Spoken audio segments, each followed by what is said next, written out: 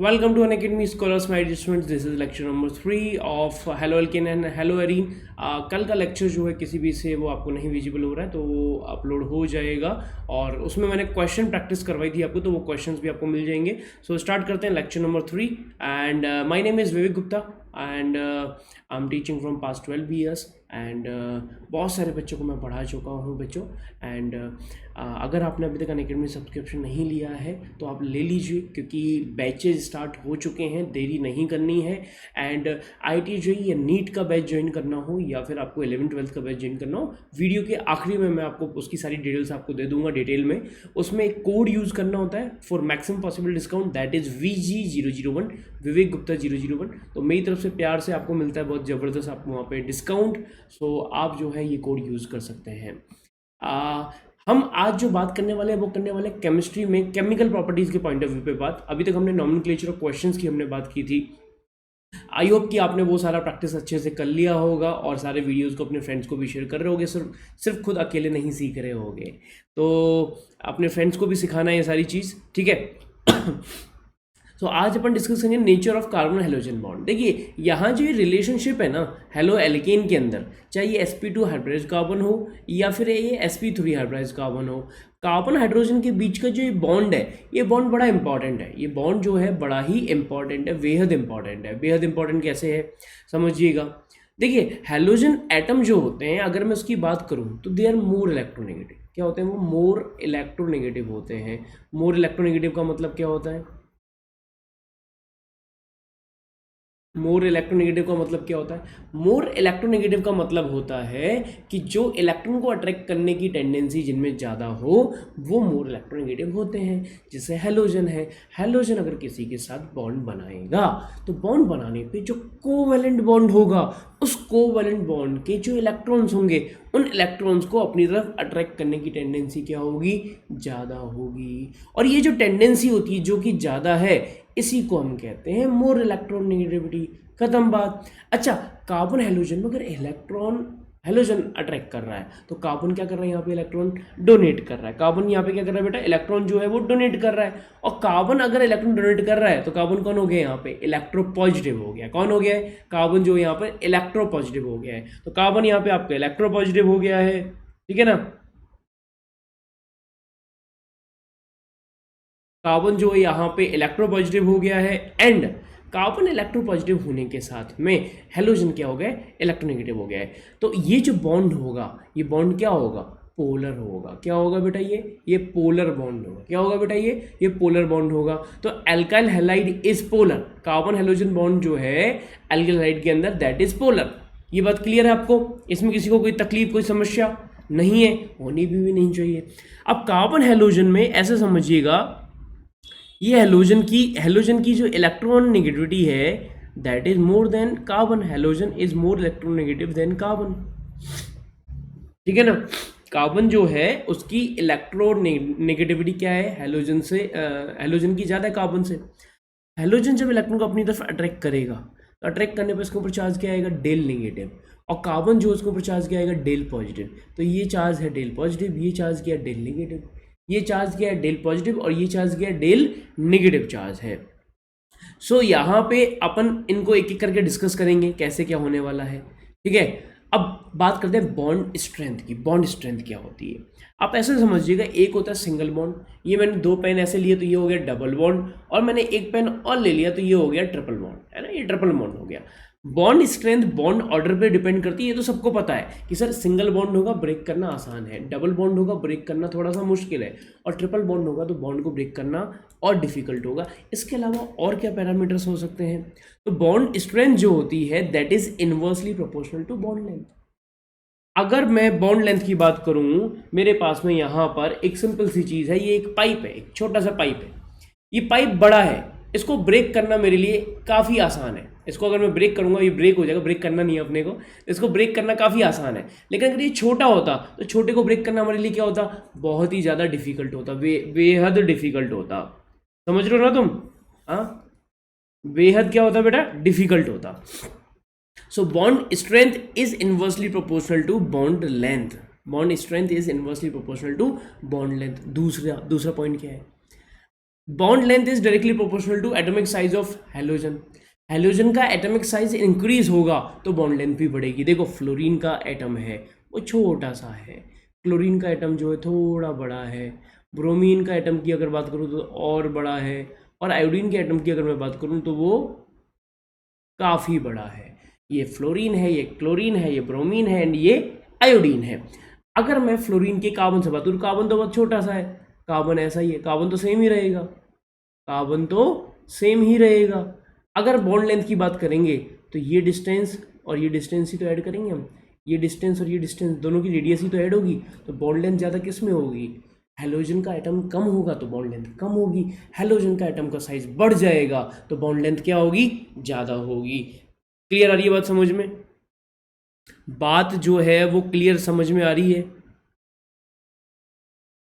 बात जो है वो क्लियर समझ में आ रही है कि नहीं आ रही है? आ रही है समझ में? ठीक है। अब bond length is directly proportional to atomic size of halogen, जो मैं आपको बता चुका, ये मैंने यहाँ पे एक्सप्लेन भी कर दिया है। फ्लोरीन टू आयोडीन जब जाते हैं तो साइज बढ़ता है, कैसे बढ़ता है क्या है पूरा फंडा मैंने समझा दिया है, ये आपको यहाँ पे लिख दिया है ताकि आप इसको नोट डाउन कर पाओ, अगर आपको नोट डाउन करना है तो। और ध्यान रखना पीडीएफ वगैरह ये सारी चीज़ मिल जाएंगी, लेकिन नोट डाउन कर लो, इससे अच्छा कुछ भी नहीं है, इससे अच्छा कुछ भी नहीं होता है। Next thing is bond strength is directly proportional to bond polarity. Bond strength is directly proportional to bond polarity. ठीक है ना? बॉन्ड में पोलरिटी ज़्यादा होगी अगर, तो बॉन्ड स्ट्रेंथ ज़्यादा होगी। कैसे होगी समझिएगा।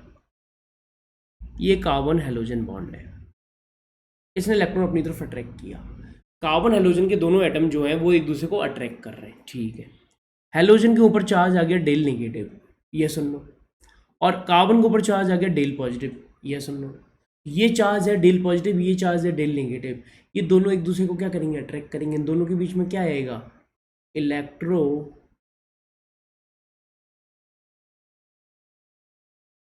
Static force.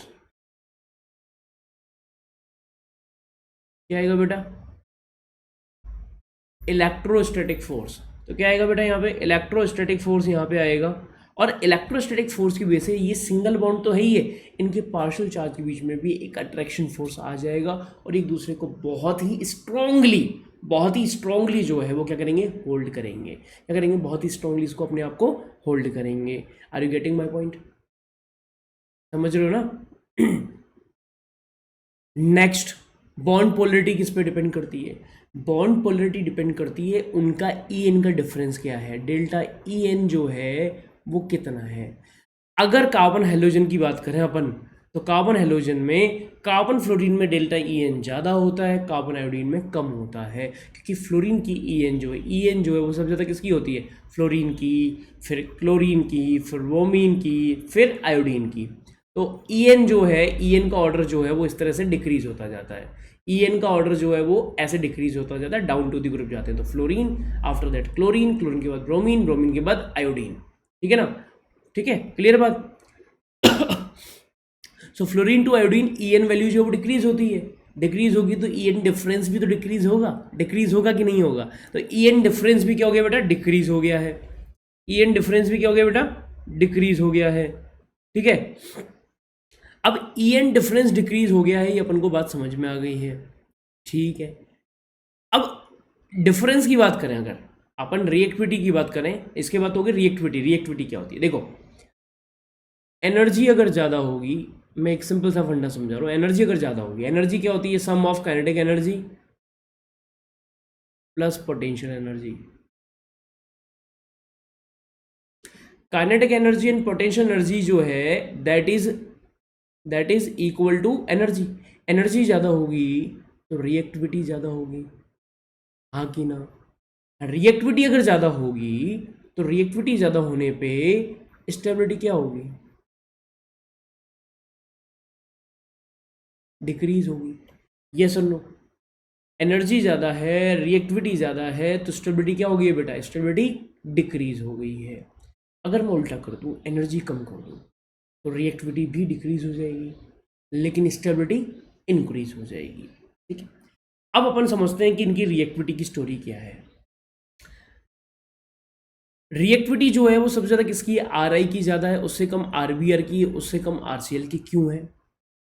अगर मैं इसको ब्रेक कर दूँ, इसको ब्रेक कर दूँ, ब्रेक करने पे बनेगा आई माइनस, यहाँ बनेगा बी आर माइनस, यहाँ बनेगा क्लोरीन माइनस, और यहाँ बनेगा सी एल माइनस। तो रिएक्टिविटी ऑर्डर जो है इस वजह से जो है इनकी स्टेबिलिटी की वजह से, इनकी स्टेबिलिटी की वजह से क्या होगा, इनकी स्टेबिलिटी की वजह से ये रिएक्टिव क्या होंगे, ज़्यादा होंगे। समझ में आ रही है बात? अब मैंने यहाँ पे एक टेबल दी है, टेबल के अंदर आपको समझ में आ जाएगी पूरी की पूरी पिक्चर। ये बॉन्ड है, ये बॉन्ड लेंथ है, ये कार्बन हाइड्रोजन बॉन्ड एंथैल्पीज हैं, डाइपोल मूवमेंट है, ठीक है ना। CH3F, CH3Cl, CH3Br, CH3I। Bond length 139 है, कितनी है, 139। बॉन्ड लेंथ 178 है, बॉन्ड लेंथ 193 है, बॉन्ड लेंथ 214 है, क्या है, 214 है, ठीक है ना। बॉन्ड लेंथ क्या है बेटा, सॉरी, बॉन्ड एंथैल्पीज क्या है, 452 है। बॉन्ड एंथैल्पी कितनी है, 351 है। यहाँ पे कितनी है, 293 है, ये 234 है। बॉन्ड एंथैल्पीज डिक्रीज हो रही है, बॉन्ड लेंथ बढ़ गई, तो ब्रेक करने के लिए एनर्जी क्या चाहिए, कम चाहिए, साइज बढ़ रहा है।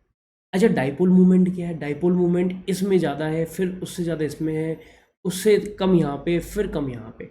डाइपोल मूवमेंट जो है वो बेसिकली किस पे डिपेंड करता है, डाइपोल मूवमेंट जो होता है वो जो होता है that is directly proportional to Q into d. Q क्या है, दोनों चार्ज का मैग्नीट्यूड, इनटू डिस्टेंस, दोनों चार्जेस के बीच की जो डिस्टेंस है उस पर डिपेंड करता है। अगर डी ज़्यादा होगा तो भी म्यू क्या हो जाएगा, ज़्यादा हो जाएगा। तो यहाँ पे आप देख रहे होगे ना, यहाँ पे जाके इंक्रीज हो गया फिर कम हो गया, क्योंकि क्लोरीन का साइज ज़्यादा है। क्लोरीन का साइज ज़्यादा होगा तो क्या होगा, क्लोरीन का साइज ज़्यादा होने की वजह से ये यहाँ पे चेंज हो जाएगा, क्या हो जाएगा, ये यहाँ पे चेंज हो जाएगा, राइट।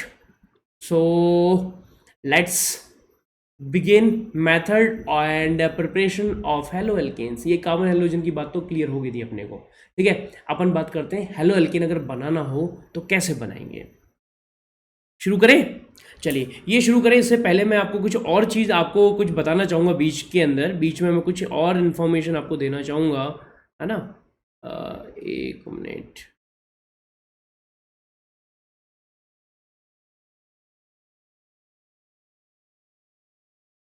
कुछ इन्फॉर्मेशन मैं आपको देना चाहूँगा। आप हमारा चैनल जो है टेलीग्राम चैनल को ज्वाइन कर सकते हैं। बच्चे मुझे कहते हैं सर क्लासेस के नोटिफिकेशंस कहाँ मिलेंगे, तो अनअकैडमी स्कॉलर्स पे आपको क्लासेस के नोटिफिकेशंस मिल जाएंगे।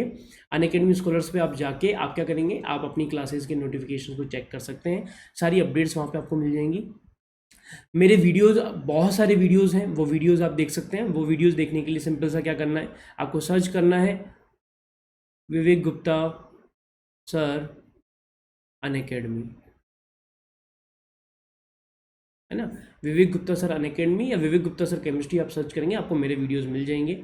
एंड अगर आप चाहते हैं कि आपकी प्रिपरेशन को एकदम चार चांद लग जाए, प्रिपरेशन एकदम ज़बरदस्त तरीके से हो जाए, बूस्ट हो जाए, तो आप अनअकैडमी सब्सक्रिप्शन ज्वाइन कर सकते हैं। और आपके छोटे भाई बहन को भी वहाँ पे हेल्प कर सकते हैं। अगर वो अनअकैडमी के थ्रू अपनी पढ़ाई को, प्रिपरेशन को बूस्ट करना चाहते हैं तो वो सेकंड आइकॉनिक सब्सक्रिप्शन ले सकते हैं। फर्स्ट टाइम है अनअकैडमी की हिस्ट्री के अंदर जब ऐसा कोई ऑफर आ रहा है। 12 to 18 मंथ्स की ड्यूरेशन का अगर आप सब्सक्रिप्शन लेते हैं प्लस सब्सक्रिप्शन, तो 2 मंथ्स का सब्सक्रिप्शन मिलता है। 24 से 48 के लिए लेते हैं तो 4 मंथ्स फ्री मिलता है। 60 to 84 मंथ्स लेते हैं तो 6 मंथ का फ्री सब्सक्रिप्शन मिलता है, ठीक है ना। एंड 12 to 18 मंथ्स के लिए अगर लेते हैं तो 2 मंथ सब्सक्रिप्शन फ्री मिलेगा आइकॉनिक सब्सक्रिप्शन पे, और 10% ऑफ भी मिलेगा। 24 to 48 मंथ्स के लिए सब्सक्रिप्शन लेंगे तो 4 मंथ्स का सब्सक्रिप्शन मिलेगा प्लस 15% डिस्काउंट मिलेगा।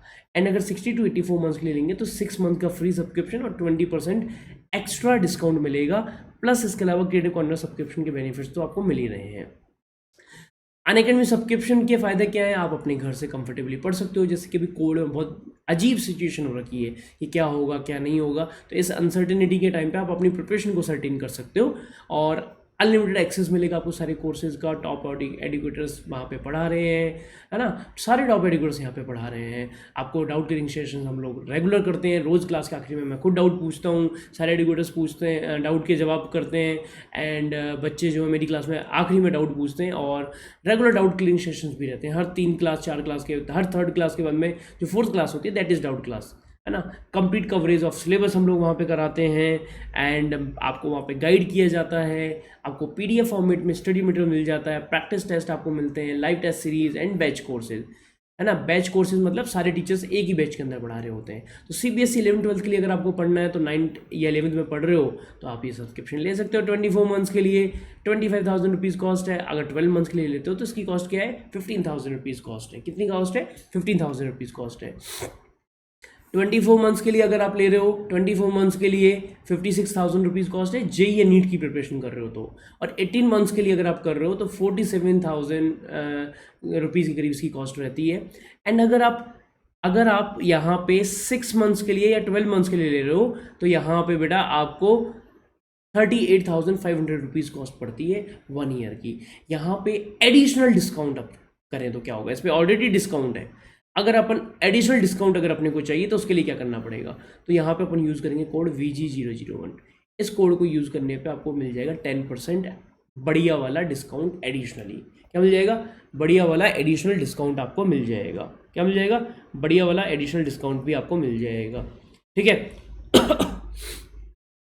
ठीक है। अगर आइकॉनिक सब्सक्रिप्शन के बारे में बात करें तो क्या होता है ये आइकॉनिक में, देखो प्लस के जितने बेनिफिट है जो मैंने बताया वो तो सारे आपको यहाँ मिलेंगे, बैच वही रहेगा इसमें, लेकिन आपको अलग से पर्सनल मेंटर मिलेंगे जो आपको गाइड करेंगे, कोच करेंगे। ठीक है ना, आपके सारे कंसर्न्स को सॉल्व करेंगे। आपके लिए अलग से लाइव डाउट सॉल्विंग क्लासेज होंगी, है ना। आपके लिए क्या होंगी, अपने एकेडमिक डाउट्स को सॉल्व करने की अलग से लाइव डाउट सॉल्विंग क्लासेज होंगी। वीकली रिपोर्ट आपको मिलेगी आपकी पढ़ाई की। और पेरेंट्स भी आपके जो है मेंटर के साथ में क्या कर सकते हैं, कनेक्ट कर सकते हैं। स्टडी प्लानर जो है वो आपको यहाँ पे मिल जाएगा। एंड अनअकैडमी बेनिफिट के, अनअकैडमी सब्सक्रिप्शन के सारे बेनिफिट तो यहाँ मिलेंगे। 11-12 का सब्सक्रिप्शन लेना हो या जेई नीट का सब्सक्रिप्शन लेना हो, जेई नीट का सब्सक्रिप्शन अपने को लेना हो तो 24 मंथ की कॉस्ट 48,000 रुपीज़ है, 12 मंथ की 28,000 रुपीज़ है 11-12 के लिए। और जेई नीट की बात करें तो 24 मंथ की कॉस्ट जो है वो है आपकी कितनी, 1 लाख रुपीज़। और 12 मंथ की कॉस्ट कितनी है, 65,000 रुपीज़। मतलब ऑफलाइन की कॉस्ट से बहुत ही कम है। मतलब आपको पता होगा, मैं कोई नाम नहीं मेंशन करूँगा, 1 साल की फ़ीस जिसके अंदर ये सारे फीचर नहीं मिलते हैं, 1 साल की फ़ीस बहुत सारे offline organisations 1.5 lakh 2 lakh rupees लेते हैं। वो सारे फीचर्स आपको 2 साल के लिए आपको 1.5 वहाँ 1 साल का देना पड़ रहा है, फीचर भी सारे नहीं मिल रहे। यहाँ पे उससे ज़्यादा फीचर्स, उससे ज़्यादा फ़ायदा सारे टॉप एजुकेटर्स यहाँ पे पढ़ेंगे। वहाँ पे बैच सिस्टम होता है, इस बैच में तो इसी बैच में पढ़ना पड़ेगा, या किसी भी बैच में पढ़ो सारी आ जाती है। ठीक है ना। तो 1 लाख रुपीज़ जो है वो आपको पे करना पड़ेगा 2 साल का, मतलब 1/3 भी पे नहीं करना पड़ रहा है आपको, 1/3 भी पे नहीं करना पड़ रहा है। और यहाँ पे डिस्काउंट के लिए कोड कौन सा यूज़ करना है, VG001। इस कोड को यूज़ करने पे आपको मिलेगा 10% डिस्काउंट। क्या मिलेगा, 10% डिस्काउंट मिलेगा। ठीक है। और 2 मंथ्स के लिए अगर 12 मंथ्स के लिए अगर अपन सब्सक्रिप्शन ले रहे हैं तो 2 मंथ्स का एडिशनल सब्सक्रिप्शन मिलेगा। 24 मंथ्स पे 6 मंथ्स का, और 48 मंथ्स पे लेते हैं तो 6 मंथ्स का सब्सक्रिप्शन मिलेगा। ठीक है ना। ये लिमिटेड बच्चों के लिए है ना, ये जो स्कीम है लिमिटेड लोगों के लिए ही है। और आप अगर उन लिमिटेड में आना चाहते हो तो जल्दी से सब्सक्रिप्शन ले लो। ठीक है ना, लिमिटेड बच्चों के लिए है तो जल्दी से सब्सक्रिप्शन ले लो। Free creative corner subscription, young coder subscription तो आपको एडिशनली मिल ही रहा है। ठीक है ना, तो ये आप जो है यूज़ करना शुरू कर दो जल्दी से और बन जाओ स्पेशल बच्चा। ठीक है। अच्छा बच्चों, अनअकैडमी कॉम्बैट जो है वो भी हो रहा है। अनअकैडमी कॉम्बैट जो है वो क्या है, अनअकैडमी कॉम्बैट जो है एक स्कॉलरशिप टेस्ट है 6 से 12 तक के बच्चों के लिए, जहाँ पे 1 करोड़ रुपीज़ से भी ज़्यादा की स्कॉलरशिप जो है वो आपको मिलेगी। हिंदी इंग्लिश दोनों में यहाँ पे टेस्ट होगा, है ना। और आपकी जो क्लासेज है 9-10 का 11 AM पे टेस्ट होगा, 6, 7, 8 का 12 पे होगा। और जो 11-12 के बच्चे हैं जो IIT JEE नीट की प्रिपरेशन कर रहे हैं वो चाह रहे हैं कि 11-12 का टेस्ट भी देना है, तो फिजिक्स केमिस्ट्री मैथ्स का टेस्ट जो है वो आप दे सकते हो दोपहर में 1 बजे। ठीक है। 27 को होगा, परसों जो है ये टेस्ट होने वाला है। एनरोल कर लो। एनरोल करने के लिए कोड क्या यूज़ करना है, SPVG001। क्या कोड यूज़ करना है, SPVG001 कोड यूज़ करना है। ठीक है। अब आपको कोई डाउट आ जाए अनअकैडमी पे तो आज के डाउट पे जाना, अपना डाउट अपलोड करना। अपना डाउट अपलोड करोगे तो डाउट अपलोड करके वहाँ पे सब्जेक्ट सेलेक्ट कर लेना, आपको आंसर मिल जाएगा। इतना आसान है वीडियो सोल्यूशन आपको मिलना। ये भी फ्री है, ये भी कम्प्लीटली फ्री है। कितने भी डाउट पूछो, कभी भी पूछो, कोई प्रॉब्लम ही नहीं है। मतलब सारे क्वेश्चंस के आपको वीडियो सोल्यूशन मिलेंगे। इसके लिए भी कोड क्या यूज़ करना है, SPVG001। क्या करना है, SPVG001 कोड जो है अपन इसके लिए यूज़ करेंगे, जितने भी अपने फ्री फीचर्स हैं इसके लिए। ठीक है। तो चलो अब आ जाते हैं अपन आगे पढ़ाई पे। अपन जो बात कर रहे थे प्रिपरेशन जो है अपन कैसे करेंगे। तो प्रिपरेशन की बात करते हैं अपन कि प्रिपरेशन जो अपन की कैसी होगी।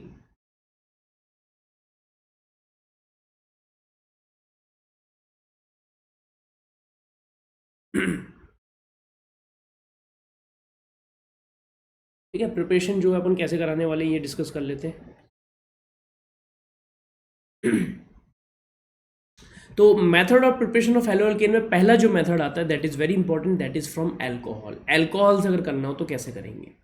अल्कोहल से कराएंगे तो पहला जो प्रोसीजर हो सकता है दैट इज एच एक्स के साथ रिएक्शन। किसके साथ reaction? That is with H X. तो alcohol react with H X in presence of anhydrous ZnCl2 to give alkyl halide by dehydration.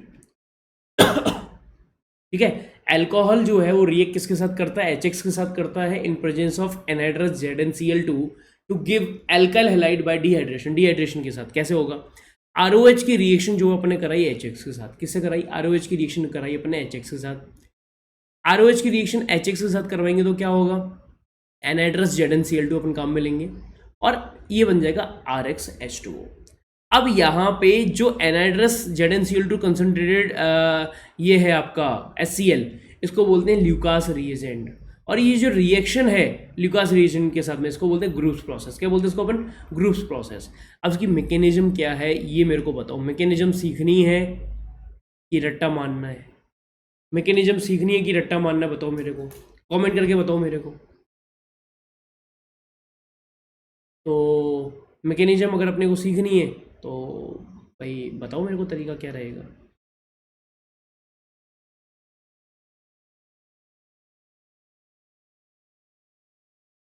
Mechanism सीखने सिखा दे मैकेनिज्म। चलिए मैकेनिज्म सिखा देते हैं आपको, इसको नोट डाउन कर लो।